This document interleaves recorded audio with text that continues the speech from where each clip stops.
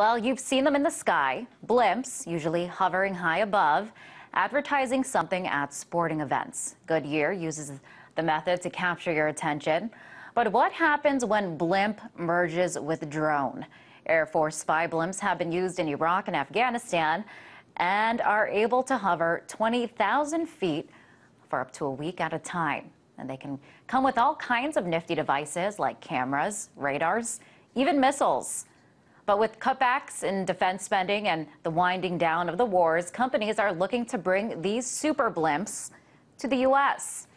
So could this potentially be a new gadget for companies and local police forces here at home? And could they soon be hovering over a backyard near you?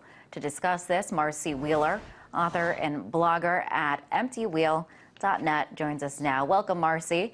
So first want to talk about what these blimps are and what they're capable of. Well, they're big blimps and they are capable. I mean, I think one of the big concerns about them is they're capable of staying up in the air for 5 days at a time, probably for less money to run than the drones that some police stations around the country are already buying. And that means they might be more popular there. And they can be outfitted just like drones can. I mean, they can be outfitted with all of the high-level sensors that we're seeing with drones overseas and that we probably are beginning to see operating in civilian airspace just starting this year, purportedly as training. We also just today got information from the Air Force that they can't target you and I personally, but if they incidentally collect information on you and I, they don't have to get rid of that. So once you add these sensors and these high-level cameras onto blimps or drones, that information is going to find its way into the databases, whether it's through Air Force to FBI and ultimately to the National Counterterrorism Center. And so they will be able to use this information. They just can't go out and seek information on you unless, as of right now, unless the Secretary of Defense gives them permission to. Now, we do talk a lot about drones and how they can be used for surveillance purposes. Do these drone blimps kind of take it a step further? Yeah, I think it's a matter, I mean, I think what we're going to see is people trading off how long you can keep blimps up there without having to keep somebody watching them. I mean, one of the things that's happening domestically with these drones is that people are buying them and they're finding out it costs too much to operate them. So if blimps can bring that cost down, then I think you're going to see the same kind of surveillance. You know, high level, you're not necessarily aware of it, but you're going to see it operating locally in a way that you otherwise, you know, drones might be too expensive to run. So is there a real possibility that local police forces could get a hold of these drones? And if so, what could they use them for? Well, the drones and the blimps, I mean, I think one of the reasons why companies are even trying to sell these to local police departments is because there's all this Homeland Security money available. So in other words, there's slush money out there. They're the ones who have money to spend, so they can go and sell them as some kind of application. And some of the applications make sense. I mean, both drones and blimps would make sense, for example, for EPA monitoring. So either for monitoring industrial farms or for monitoring spills or for monitoring the environment. That all makes sense. But the blimp in particular was selling itself as one of the applications as crowd control. So they are anticipating, or they're at least claiming to anticipate using these in things like monitoring protests. And we did see the crackdown at the Occupy Wall Street protest. Sometimes it was a very brutal crackdown. You saw police in riot gear wearing using pepper spray. Some say that the police reaction seemed more like a military reaction. So could drone blimps be used in circumstances like that?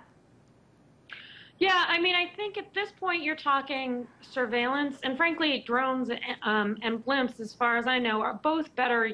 You know, they're more appropriate for more rural areas, but they're certainly being sold for those purposes. And you know, who knows what a local police chief is going to feel obliged to do or feel empowered to do once they've spent all this money on a new toy that they can use. I mean, the other thing where we're clearly going to see this rolled out is on the borders, but we're already seeing drones on the border. So. Well, so ultimately, what could this mean for everyday citizens? I mean, these things were used to monitor possible terrorists.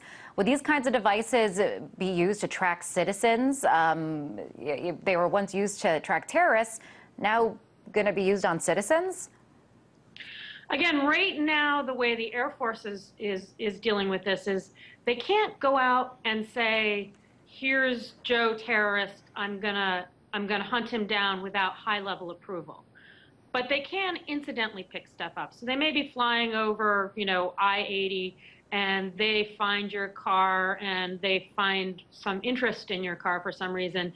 They can, I mean, that kind of data can, and I suspect will, get sucked up into ultimately the National Counterterrorism Center, which has access to all of these databases at this point, and used to kind of cross-reference with other data.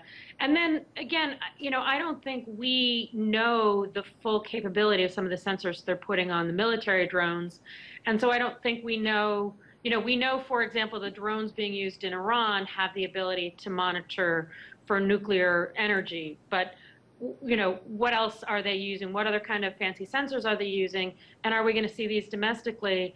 That's, I think, a really important question to start asking, because it's not just visuals that drones and blimps are doing. It's also other kinds of data collection. How soon could we expect to see them here on U.S. soil or in our skies? Well, I think the blimp is going to take a little longer because the Air Force isn't really pushing blimp development as a military toy, and therefore it's going to take a little. I mean, unless the companies get really desperate to sell it to somebody. But I mean, we're already seeing drones.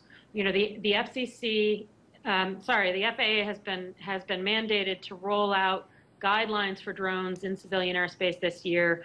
The defense authorization was mandated to roll out up to 6 test sites so that defense sites would have drones operating in civilian airspace. So we're beginning to see this. We're beginning to test this out.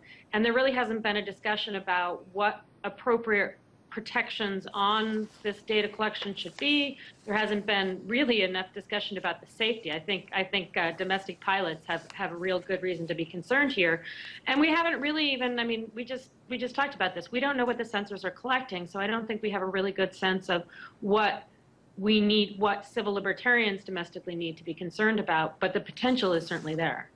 All right, very interesting. Mary, thank you for coming on the show. That was Marcy Wheeler, author and blogger at emptywheel.net. Thanks, Liz.